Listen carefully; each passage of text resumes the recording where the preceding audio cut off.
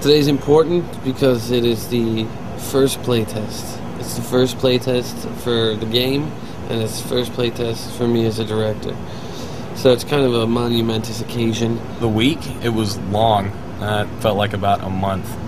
So, you know, a lot of late nights, a ton of effort, a lot of putting out fires, a lot of running around. But it's typical of this industry. Last night was rough for a lot of people, but they all pulled through, man. I'm wickedly impressed with this team. Yesterday all day, everyone's running around doing what they got to do and really kind of working like a well-oiled machine, so that was fantastic. It's problem after problem after problem, and we did as much as we could, and we got to the point where we couldn't think anymore, so we had to call it a night. Welcome to the first official playtest for God of War 2. Hopefully those guys are just smiling like, oh my god, this is the best!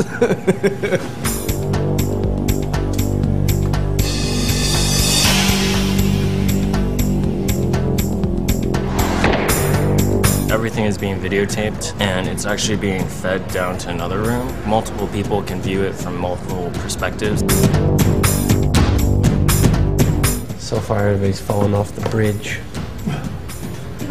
And we forgot to put a message on the chests, so nobody really knew how to do the chests to open them.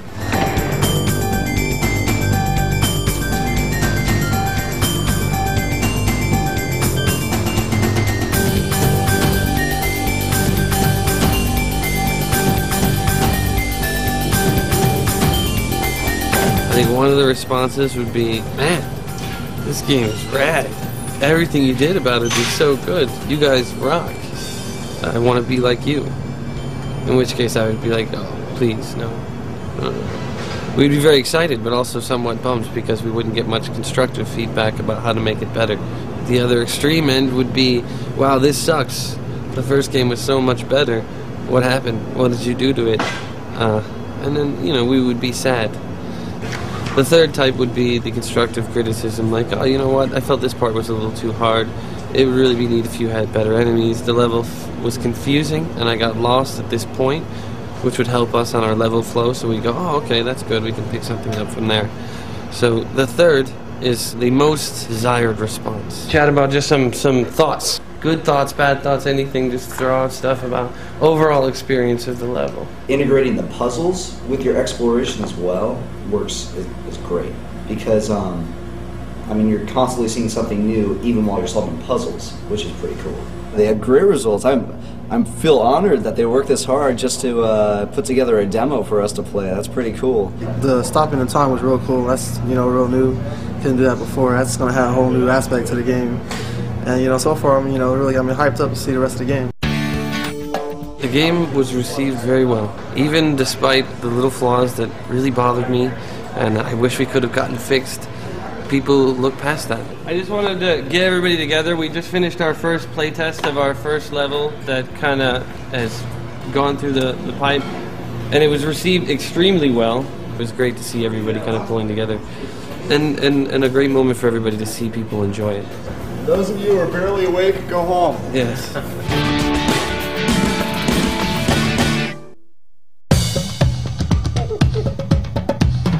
Okay, about 30 seconds away, people. Okay, people, let's do it. And a hush fell over the crowd as they ascended the staircase to Focus Test Central. First of all, welcome and thank you for coming. This is extremely important in our development process, so please be as brutally honest as possible. If you have any problems, Adam and Paul are here, and I think that's about it. These guys don't have any preconceived notions of anything, so therefore they'll catch all the mistakes that we just take for granted. Games that really heavily playtest the product really elevate themselves very far above most other games. God of War 1 was playtested like crazy, and we benefited greatly from it.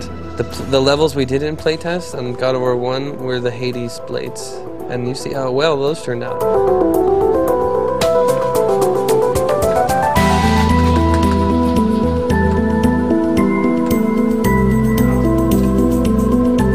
Oh, dude, the fucking bounty volume thing on the trainers. Yeah, the 2 pop away. 3. Hey guys, please keep in mind they can't use the wind magic. We're watching number 3 right now, using the bow. Please ask them to stop. Sometimes the way you talk is really annoying, Steve. Well, you know what? I just want you to know. I find it I think annoying. it's a friend. Like, hey, you're walking too close to the edge. And the obvious, when you have to tell people the obvious 8 times, gets annoying. Well, there's 2 guys watching 5 monitors.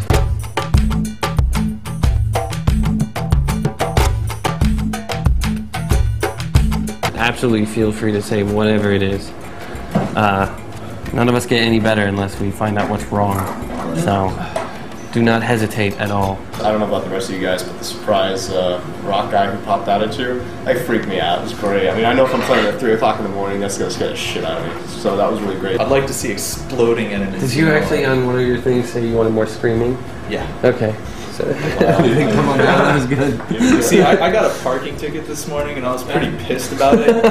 And this type of game just makes me feel happy. Like, at the end of the day, if somebody fucks with me, I come to this at home, I just sit down, I beat the shit out of people, and they're like screaming blood everywhere, and I feel good. That's fantastic. This guy is, you know, the epitome of the God of War fan. He's the type of guy that we totally appreciate as developers because he's so freaking into the game. He's also the type of guy we're probably scared to meet, you know, in the real world, like in a dark alley or something like that, because he's fucking out there as his love of violence. I really wanted to see that thing topple onto an enemy's head and like smash him and have him like writhing in pain underneath the rock. He may be taking it to the extreme, but I think everybody has maybe a piece of what he talks about, which is, I've had a bad day, and I want to go home, and I want to vent my helplessness at a situation at work out on something, and I don't want to do it in the real world. I play this game, and I tear this guy apart, and I feel powerful. Thank you very much, guys. This is awesome. This is really going to help us. We fared better than I thought we would, especially with how down I was this morning about it, so I'm psyched.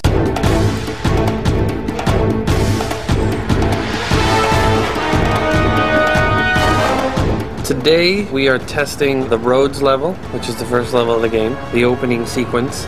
Rhodes being the first level is exceptionally important to have that, you know, huge, epic opener, kind of topping what we did in the first game. It's got to be bigger than the Hydra.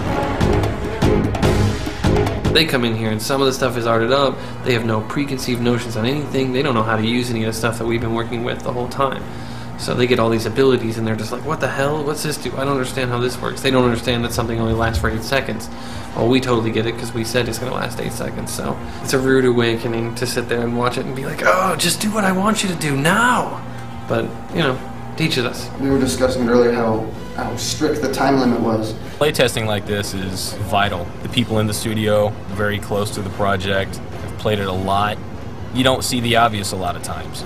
So the feedback is always incredibly valuable because they're the target market. They're the guys that are going to spend their money to buy our game, and we're here to satisfy the fans. Thanks again for coming in. We got a lot of work to do. We have 3 weeks until Alpha. So looking at that, I know that we have some tough roads ahead of us for the next 3 weeks to get everything into shape, and it's time to go home.